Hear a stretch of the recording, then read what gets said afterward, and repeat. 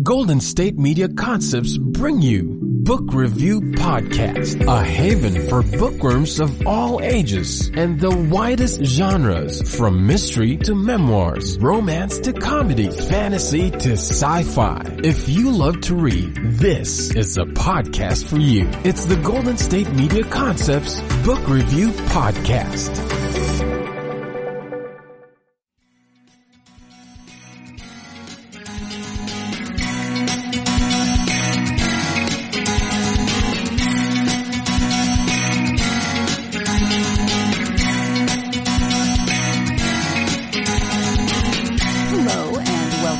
GSMC Book Review Podcast, brought to you by the GSMC Podcast Network. I am your host, Sarah, and I am happy to be with you on another Tuesday. Can you believe it's the last day of June, that we are now halfway through this crazy, crazy year? I've stopped saying, I don't want to know what's coming next, or, oh my gosh, what could be coming next? No, there's just too much weirdness in the world right now to even ask that question. I hope you had a good weekend. It was lovely here. It's been triple digits, but this weekend was only in the 80s, which was fabulous. And so I was able to get out into the yard. I should have mowed, but instead I decided it was more fun to pick the peaches from my peach tree that are now ripening. Have you ever heard of a Saturn peach? I apparently have a Saturn peach tree in my backyard. It didn't produce any fruit last year, so I did not know what it was exactly until this year. And then I was wondering why the peaches looked like they did. They kind of look like they're more like a pumpkin shape, actually. And so my mom and I looked it up when we were talking on the phone one day, and they're called Saturn or donut peaches. Very fun. So I spent the weekend picking peaches, and I put some in the dehydrator to make dried fruit, and I made some into fruit leather. My nieces love the fruit leather and the dried fruit, and my 9-year-old niece actually just sent me a text wondering where her fruit leather was. Was she getting any fruit leather this summer? So she was much more polite than that, but it was very cute. So I had a lovely weekend involving much peaches. I know that's not grammatically correct. Much peaching, at any rate. And also, it had some interviews, as I often do. This weekend I had 2, again, like last weekend. And it's interesting. I'm always amazed by the coincidences that happen in my interviews. This week, both of the books that I spoke with authors about have serial killers in them, which is a little odd, right? Very, very different books. One's contemporary, one's historical fiction. One is very focused on the serial killer. One is less focused on the serial killer, more on the investigation, and there are some supernatural elements in that book as well. That's the one we'll be talking about on Friday. But the ones that we are talking about today, because there are 2, are by MJ Preston. It's the beginning of his Highwayman series, and this particular part of the series is 2 books, and then it's going to branch out into other characters and other different elements of the story and the people that we meet in these first 2 books. The first 2 books are called Highwayman and Four. So 4 is number 2, which is a little funny. And it is, as I said, the Highwayman series. So the description on the back of the Highwayman: meet Lance Bellanger. He has only one ambition: to be the most infamous killer of all time. After murdering a single mom and her toddler child, Lance indoctrinates himself into the world of serial murder. Before long, the bodies start turning up all over the country. Each victim is incapacitated by a puncture wound to the spine. Then, while still alive, they are dismembered. Their arms, legs, and head are severed from the torso. FBI investigators call their killer the Highwayman, but beyond the multi-state dumping of staged victims, the killer has left them little else to go on. With no DNA or forensic evidence, veteran FBI agent Lewis Ash is in a race against retirement as he tracks the elusive murderer. Meanwhile, Lance has other plans that will up his game and increase his body count. In a web of murder that reaches from the United States to Bucharest, Romania, a diabolical plan is set into motion to attract the most dangerous predators the world has to offer. Can the FBI stop this killer before he sets his plan into motion? So that should give you some idea of the level of intensity that is involved in this book. I appreciate that it is not told solely from the perspective of Lance, who is the highwayman, because I don't know that I could have handled that much concentrated evil. And so you get a lot of different perspectives of various FBI agents and their process of trying to track down the highwayman, of trying to find any kind of clues, figure out who is doing this. And to me, that really helped. You know, I'm not a huge fan of horror or high body counts. This one definitely has high body counts, and it's not as graphic as I expected it to be, considering what I just read to you about them being dismembered. As we'll talk about in the interview, there were a couple of points that I skimmed over or I just skipped altogether, but it wasn't as horrifying as I was worried it might be. That's a backhanded compliment, but really for me that is a good compliment, because you know that I'm a total wimp when it comes to reading this kind of book. So I had a great conversation with MJ, and we talked about this book and Four and what he plans to do with the series and some of his other books. So let's go ahead now and turn to that interview. Again, it's the Highwayman series. The first book is called Highwayman and the second book is called Four. So let's turn now to the interview with MJ Preston. Hello, MJ. Welcome to the podcast. Hi, thank you for having me, Sarah. I am happy to have you here. We're here to talk about your Highwayman series. Before we get to the two books, though, if you could start by sharing a little bit about yourself, that would be great. Sure, no problem. I'm a Canadian author. I've got 4 full-length novels in publication. The first one is a straight-up horror novel called The Equinox. The second one was a science fiction horror based on my time as, yes, an ice road trucker, and that was called Acadia Event. And just recently I've released a new series called the Highwayman series, which encapsulates these first 2 books that we're going to talk about today. I've done all sorts of things. I'm probably an old fogey for a writer of 4 books. I'm 55 years old. But I've had stories published all over the world, and all my stuff is on audio and Amazon and everything like that, and I want to talk about it with you guys today, so there you go. Well, thank you. And have you watched the series Ice Road Truckers? Because I never have, but is it realistic? Well, first of all, the thing I'm going to say is that I was not on the series. I was in a French documentary. Man.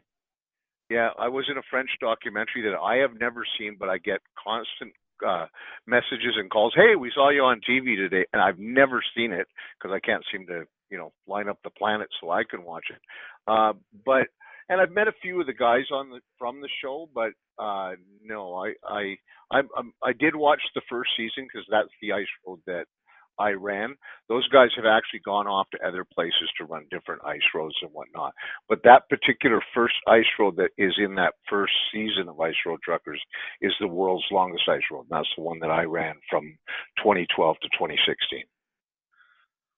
Fascinating. We could do a whole podcast probably just on that, but we will next time. Yeah, next time. That's right. When I start my new Ice Road Truckers podcast. Yeah, there you go.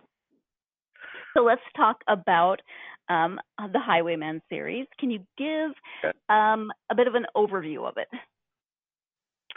Sure. I mean, the Highwayman series is kicked off by these first 2 books that we're going to discuss today. I'll start with the blurb on the first book because that's the best way to put it. Is it's meet Lance Bellanger. He has only one ambition: to be the most infamous killer of all time. And after murdering a single mom and her toddler child, Lance indoctrinates himself into a world of serial murder. He wants to be the best. So the first Highwayman book is self-titled, and it's just called Highwayman, but it's book 1 in the series. And that first book is a slow burn, and it follows the evolution of a serial killer from the beginning till end. But the story doesn't end there. It goes into a second book, which is called Four, and that's what encapsulates this story. The reason that it's a series is because there's going to be other books. Even though this particular story and some of these characters, not to do a spoiler, are no longer with us, the next book will draw characters from those two books. For instance, characters like the Special Agent Dave Maxwell. He will be in the next book on a completely different case because it's kind of a police procedural, and we'll follow it that way for as long as it takes me. My intention is probably to write a couple, at least 2 more, maybe 3 more books. Okay, and what was your initial inspiration for the story and the series? Well, you know what? I'm a monster guy. Okay, my first book was about a skinwalker. I've been, as a member of the Horror Writers Association, I've always loved monsters.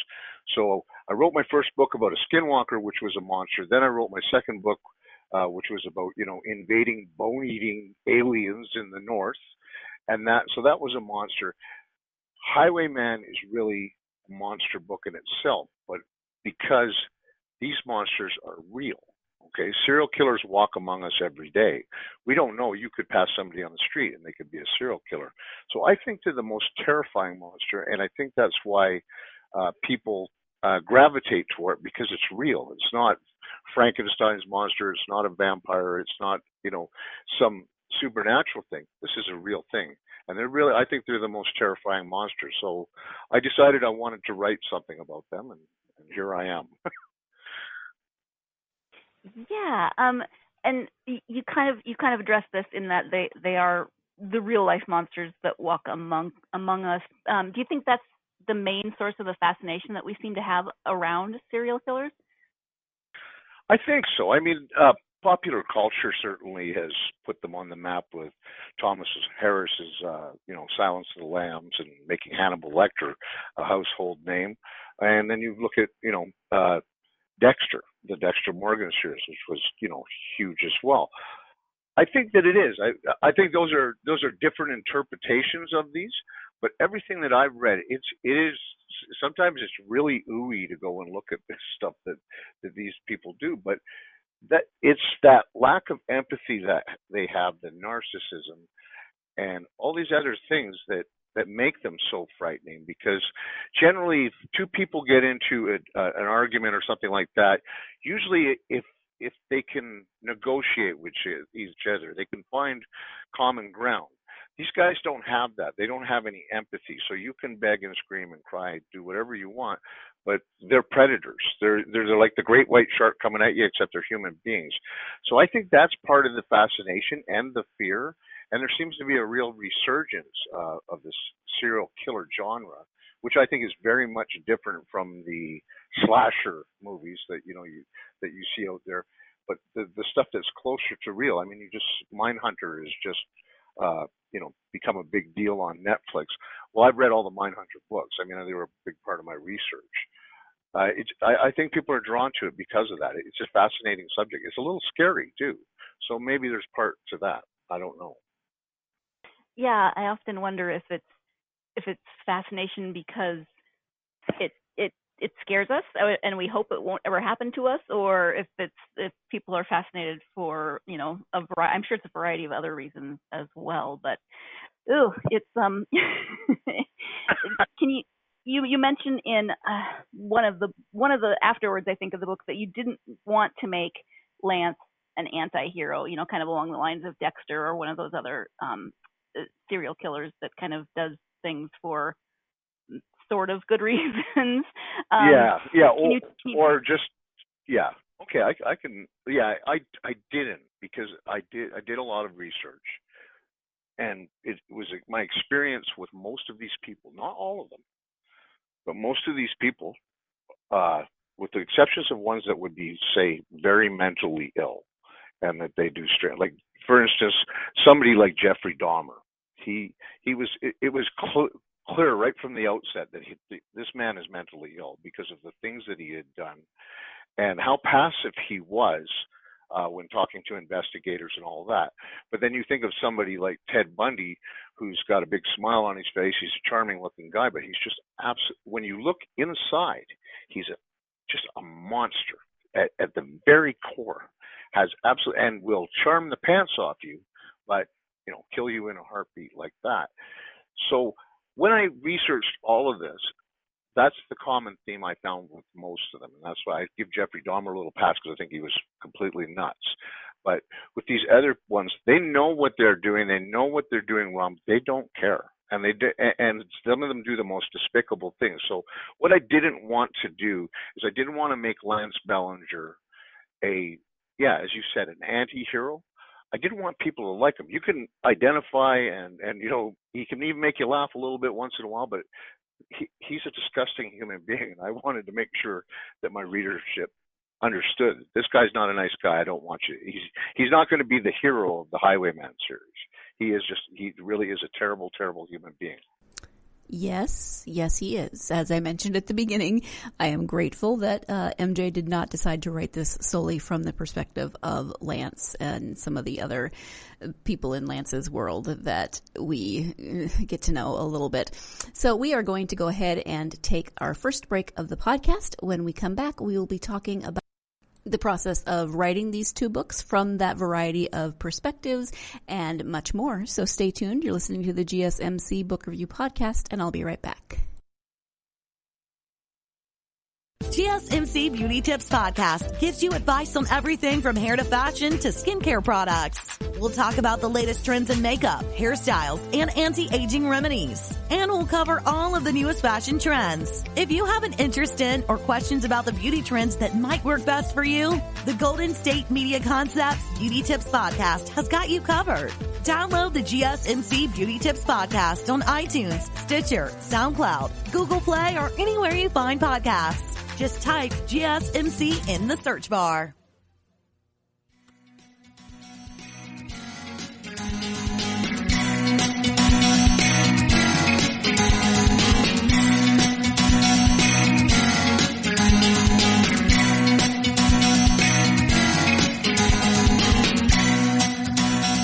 Welcome back to the GSMC Book Review Podcast. I am speaking with author MJ Preston about his Highwayman series. Before the break, MJ was speaking about Lance, who is the serial killer, the Highwayman in this book, and why he chose not to write this book from simply Lance's perspective. And we're going to pick up that conversation as to how it was for him to write it from a variety of perspectives. So let's go ahead and get back to that interview. You also write the series, these two books, from a variety of different perspectives. So we don't just get Lance's perspective. For me, thankfully, because that would have been a little too much for me. But we get the perspectives of some of the investigators. And so, did you ever consider writing it from just one perspective or another? What was your decision-making process in writing it from the multiple perspectives?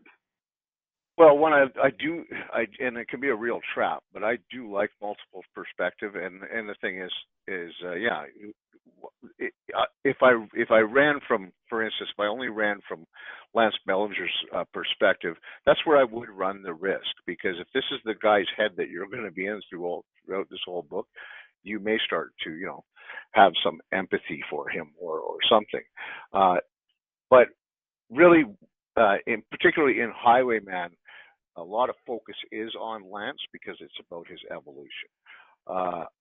The other characters that pop up, Agent Ash, for one, these are the guys. You have to look at the human side, and when I read an awful lot of true crime also on this, and made friends with a couple of true crime authors as a result of it, because we talked back and forth and whatnot.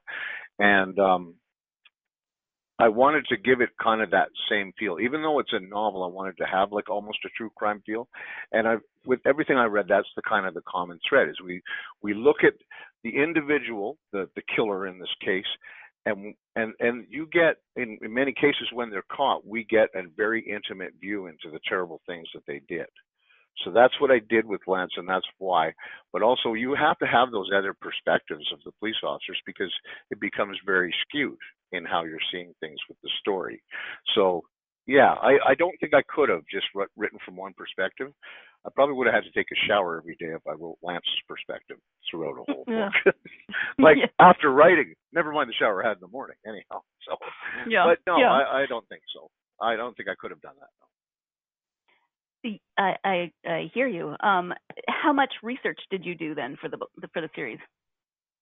Well, I couldn't give you a number, but I can tell you gobs. I mean, my whole top of my desk here is just covered in true crime books. I've got, thousands of pages inside my computer that are police reports I've read, FBI reports, investigative techniques. I've read everything from, of course, the Mindhunter series, which Journey into Darkness, all these other books, but also the stuff to make the stuff valid. You got to go in and you got to read some really different stuff. One book I read was called Dead Reckoning, and it was written by Michael Baden, and what he was a New York City coroner, and he's probably one of the most experienced guys on body recovery and all this stuff.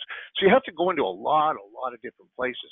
I believe that if I have to watch one more serial killer documentary with my wife, she's probably going to take out a restraining order against me, because we've done a lot. I spent years at it.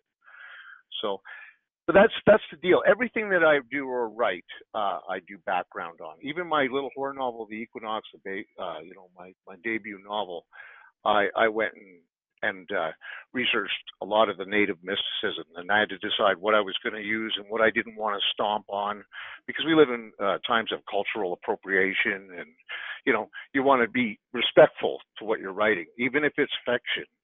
If you're writing to a subject like this, you want to try and be as respectful as possible to the facts. At least that's what I believe.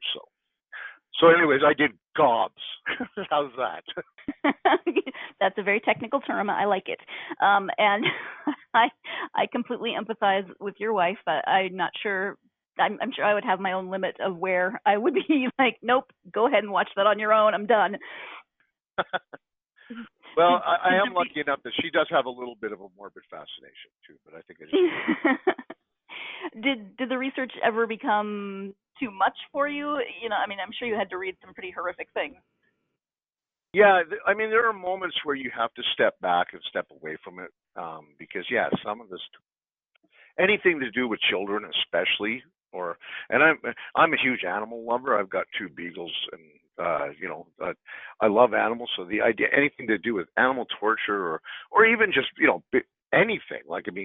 Sometimes and sometimes it gets too grotesque, and sometimes you'll find some a report that is just you can't even believe what you're reading.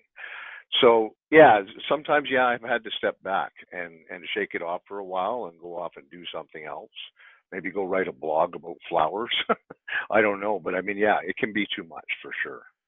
I will confess that there was a part in the book, and this doesn't really give any spoilers away, but as soon as you mentioned there was a dog and a cat, and I just skipped a few pages because I could not. I knew what was coming, and I couldn't do it, so I just skipped those pages. Yeah, well, that was an extremely hard piece to write for me too, because like I said, I am an animal lover. I'm not, but another common thread that these people have, and as I told you, I didn't want anybody to like Lance Bellanger, and I figured from the outside, if we established that he's a real, dirtbag that would do these things and have, lack all this empathy and be so narcissistic, I had to include that, because in much of the history of most of these people, especially for the ones that are into torture, murder, or anything like that, animals played a part in the beginning, because what they have a tendency to do, these individuals, is they go after the most vulnerable the first until they get better, or they perfect their craft, for lack of a better word, and then they may move on to children. In the case in Rochester, New York, they had a serial killer named Arthur Shawcross, and he started out, he killed 2 children. And I don't know if it was in the Rochester area specifically, because what happened is he killed a boy and a little girl, and from what I read, he buried the little girl alive, and then he was caught and he went to jail. Now, believe it or not, somebody actually let him out of jail back in the late 70s or the early 80s, and he picked up where he left off, but then he started killing prostitutes. So he started with the most vulnerable creature, which was, dogs, cats, small animals. He moved on to children, which are definitely the most, vulnerable children, or, they're most vulnerable humans. And then he moved on to prostitutes, which are also vulnerable as well. But he escalated up the ladder, and that's basically what I was trying to lay out with Lance Bellanger, is that, he goes after the most vulnerable first, and he works his way up to, what he really wants is to go after full adults. So can you, and it's always difficult when there's more than one book in a series, but can you talk a little bit about the second book, Four, without, giving away too much from the first one? Sure, I can, because you know what, it's a given, and if you pick up the back of the second book, anybody's gonna know that Lance Bellanger doesn't get caught in the first book, and I'm not really leaving it on that. But I mean, it's a 2-book story, so be prepared for that, folks. Everything will not be resolved in the first book. That's why you're there for the second book as well. But basically, the first book, as we were saying, Highwayman, that's the build. That's the slow burn. We're introducing you to the serial killer, to the investigators that are chasing him. The second book, which takes place over the course of about, I think, between 4 and 6 weeks, as opposed to the 8 years the first book was, is really about the rundown and catching the Highwayman.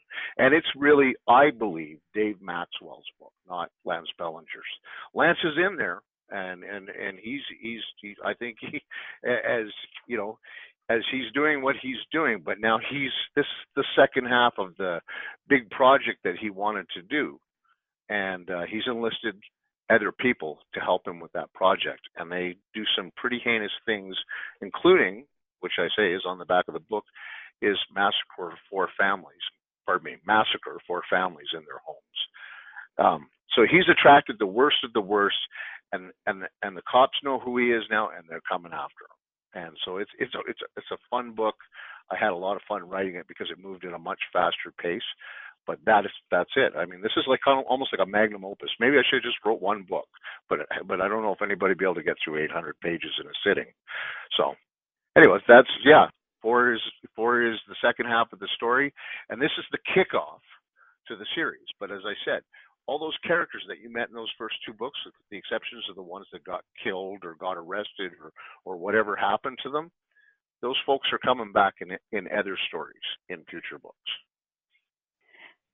Well, and the nice thing about having both books out now is that if you do read the first one and you come to the end and Lance hasn't been caught, it does end on a bit of a cliffhanger. You do not have to wait. You can just pick up the second one, which you absolutely, yes.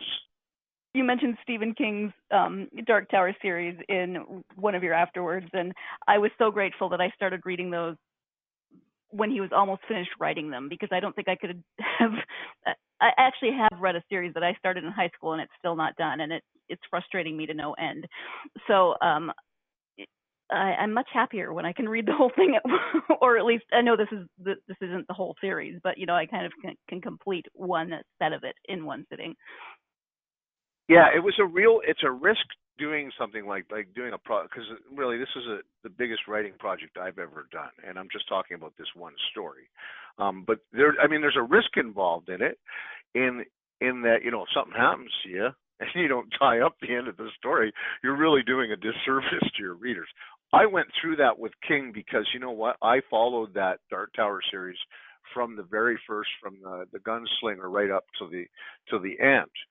And it was like, really? He did that one book where he left a cliffhanger on it, and I was like, really? And King said it ended where it ended, and really that's what happens with the first Highwayman book, is it ends where the story ends at that point. But it was agonizing all those years waiting for King to come out with another gunslinger book. It really was. You were lucky, I'm telling you that. I just was like, don't you dare die! Don't you dare die! So, well, and he almost did, which is the crazy thing. Oh, that's right. Yeah, that's true. Yeah, you're right. He got run over by that guy in the car or the truck. Yeah. So, I have read that he had all kinds of people on death row writing him to find out if he would just please tell them the ending. Yeah, it's crazy. I don't think King knew the ending till he wrote the last book. Probably not. Maybe, I don't know. I do not choose to think about what's going on in Stephen King's brain. I don't blame you. There's stuff going on there, I'm sure. Yes. So, what are you working on now? Are you working on the next installment? Yeah, I'm working on the next Highwayman book, and I've also got been toying, and this is the second thing I'm toying with in the back of my brain is another juicy horror novel. I've got a really good idea mapped out, but I just haven't put it down on paper. So yes, the next Highwayman book is coming out and there's a little teaser at the end of 4 which teases the next book. So people will understand where I'm coming from, but I can't give up any titles or anything too serious. All I can tell you is that Dave Maxwell will be back. Michelle Lee will be back. All the characters that were in these first 2 books, most of them are going to be back for this next book. And I'm looking very forward to introducing readers to them again. All right. Yeah, absolutely. And we're going to take another break, but when we come back, more with MJ Preston. So stay tuned. You're listening to the GSMC Book Review Podcast, and I will be right back. Tired of searching the vast jungle of podcasts? Now listen close and hear this out. There's a podcast network that covers just about everything that you've been searching. Hey! The Golden State Media Concepts Podcast Network is here. Nothing less than a podcast bliss with endless hours of podcast coverage. From news, sports, music, fashion, cooking, entertainment, fantasy, football, and so much more. So stop lurking around and go straight out to the Golden State Media Concepts Podcast Network. Guaranteed to fill that podcast itch. Whatever it may be. Visit us at www.gsmcpodcast.com. Follow us on Facebook and Twitter and download us on iTunes, SoundCloud, and Google Play.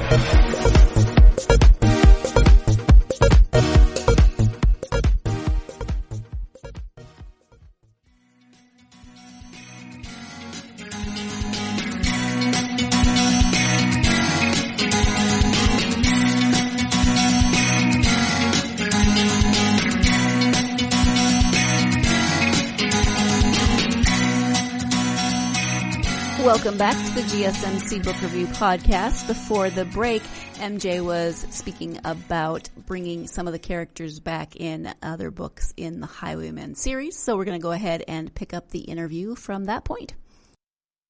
And it's always interesting to watch how characters develop, especially if they are, if you get to know them a little bit in one story, but then they have a larger role in another book. I always find that fascinating to get to know a character in a different way. Oh, absolutely. And this is the kind of the cool thing about the series itself that if it goes where I intend to take it, which I'm trying to do, is that, I kind of I'm the first one on the scene when I write a book, right? And I get to meet the characters and flesh them out. But it is kind of neat because I pretty much like almost all the characters in here. And I'm thinking in my hand, and for instance, the Louisville detective, Lonnie Perkins, I think he needs his own book, that's where my brain went. So it's like, so are we going to go back to Louisville and have him do a case, or what are we going to do? Or, so there's lots of stuff that you can draw from that. And the nice thing about doing it that way, because I'm a big John Sanford fan, so I love the Prey series. I love the Virgil Flowers books, and I like Michael Connolly's stuff as well. And I read a lot of his series, the Harry Bosch, which has been made into a series on television. And the thing is, those are central characters all along. What I'm trying to do different here is I'm going to pluck characters from the story, but we're going to move it around. We're going to shake it up. It's going to be Dave Maxwell in the next book, but maybe Michelle Lee, FBI agent Michelle Lee, will have her own book as well, or a story or a case or something she worked on. So as long as I've still got breath in my body, we'll see where it goes anyways. Yeah, that actually sounds like a lot of fun for both you as the writer and the reader to just, what's coming up next. For you, do characters kind of go off on their own sometimes, or are you ever surprised by your characters, or do you kind of have a pretty good idea of where the story is going to go and what the characters will do? No, I'm not. They do surprise me, and Dave Maxwell, particularly when they get to the end of 4, surprised me. Yeah, they go off on their own little tangents and take me along for the ride. And sometimes, like in a previous book that I wrote, their Acadia event, I had two characters that I literally, and I think Acadia event's about 700 pages, but I literally follow these two characters, and they're not the central character, but still they're very much attached to the story. And all the way through, you think these guys are a certain way, and then at the end you find out they're completely the other way. And quite honestly, when I wrote that, that's the way it happened. I was like, wow, I wonder if I did this. And I did it, and it just worked. And so when you're lucky enough to have that happen, that's great. And for me, it's really cool because I'm learning more as well. It's like getting to know somebody, and then you're going to say, hey, meet my friend over here. This is what they're like, and blah blah blah. But you get to reel it out to that person, and then completely screw with their mind. So, anyways, yeah. No. Nice. You have mentioned that you've written some other novels. Is there any novel in particular that you would like to highlight at this time? Well, here's the strange thing that happened with me is that I was an indie author on the outset. Okay, so I published my first book in 2012 independently, which was The Equinox. And then after that, as I mentioned earlier in the interview, I published Acadia Event. And then I went old school and Wild Blue Press has taken all of my books now. They took the 2 books that I pitched to them, which was the Highwayman series, and then they turned around and they said, you know what, we want your other 2 independent books too, so you bring them into our fold. So it's been a weird year because it seems like in the last year, a friend of mine said to me, he said, you just republished 4 books this year. So I want to push them all because they all want to make money. But I mean, Equinox is a book that got absolutely so much love when it came out because it was about a young native man who was chasing a skinwalker in modern day that had killed his grandfather, and he just happens to chase that skinwalker into a town where a serial killer is killing children and burying them in his cornfield, and it's just a great horror. Lots of action, lots everything, and it just got so much love. So I'll put on that note, with how much time we have, I'll pump Acadia Event because Acadia Event was like I say, the inspiration came from me driving the North as an ice trucker, but the story is really about an alien invasion, and it's just a bang up fun novel. Like people would love it, and as a bonus in the Acadia Event, if you get the print or the ebook, there are photographs in there from my time as well. So explaining context, and it's just one of those things. It was a hands-on novel. I got to go up and do all the things that you read about in the book because the guy is driving a truck up the world's longest ice road. But it was just a very intimate novel because I was so hands-on and involved in that. And pretty much everybody that read it, loved it for that reason. And I'm really jacked because that's going to audiobook as well. All my books are on audiobook, but Acadia is the last one. And we really had to work on it because there's a whole variety of different characters that were based on characters that I actually met in the North. So, yeah, it's a good book. It's about a guy named Marty Croft. He gets hoodwinked into doing a diamond heist in the North. And as he's going up there, one of the mines digs up something in the ice and all hell breaks loose. So I think people would really enjoy it. It got a plug from Gregory L. Norris, who used to write for Star Trek Voyager and the Sci-Fi Channel. He said he absolutely loved it. So it's a book. If you're into that sort of thing, it's a book for you. I'm just waiting for James Cameron to call me, but he's got a restraining order, so we're not going to make a movie. No, I'm just kidding. But that from a book point of view, it's like a James Cameron movie in a book, like Aliens or Avatar or anything like it. It's a big jump in your face, have fun book. I really enjoyed writing it, and like I say, it got a lot of love as well. So yeah, there you go. That's my pitch on that book. But everybody should buy all my books. because Well, of course. all you're going to do is give me more time to write more stories. And I'm going to do it. So. That's right. So, is writing something that you've always wanted to do, or did you decide to, or were you compelled to write later in life? How did that work for you? Yeah, no, I've been writing since I was a kid. Or should I say, when I was a kid, I was plagiarizing everything I was seeing because I was a sponge. But yeah, I've been writing. I've written stories, and I sold. I sold stories to little literary magazines. I'm dating myself here because a lot of young people don't even know what that is anymore. But so I wrote short stories. I wrote reportage. I wrote movie reviews for my hometown paper in Chilliwack, British Columbia. And when I joined the military, I wrote a lot of military reportage. And my first novel, Equinox, was started in the military, but it got shelved because I was a soldier and I was constantly on the road, and you can't pack a typewriter with you. My penmanship absolutely sucks. So, it kind of fell by the wayside. I had about a half-finished novel, and that ended up in a box, only to be retrieved later, thank goodness. I didn't come to the novel. I didn't decide that I was going to revisit writing a novel until about 2010 when I found a half-used manuscript, which was the Equinox in a box, and I took a shot. And to be quite honest with you, I didn't know if I was going to write another book, but then somebody talked me into going up and running the ice roads, and I was inspired. And at that point, I realized, you know what? This is what I'm intended to do. I'm a storyteller. I do it on paper or, it's done digitally, but I'm just sitting down by a campfire and somebody's looking over me and saying, "Hey, MJ, tell us a story." Okay, let's go. And that's what I'm going to do for the rest of my life. And hopefully as many people as I can, or hopefully I'm going to touch as many people as I can, not physically, and interact with them through my stories, because that's what I believe I was meant to do. Time to take our final break of the podcast. When we come back, we'll be speaking about MJ's advice for aspiring authors. So stay tuned. You're listening to the GSMC Book Review Podcast, and I will be right back. Still on the search of that one true love?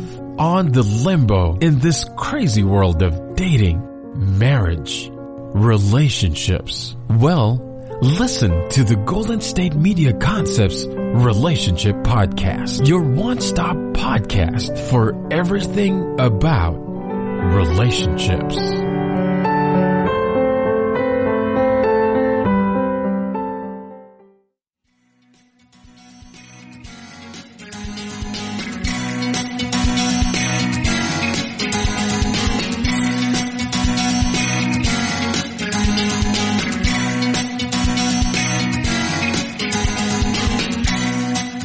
Welcome back to the GSMC Book Review Podcast. I have been speaking with MJ Preston, author of many books, but author of specifically the Highwayman series, which we have been talking about today.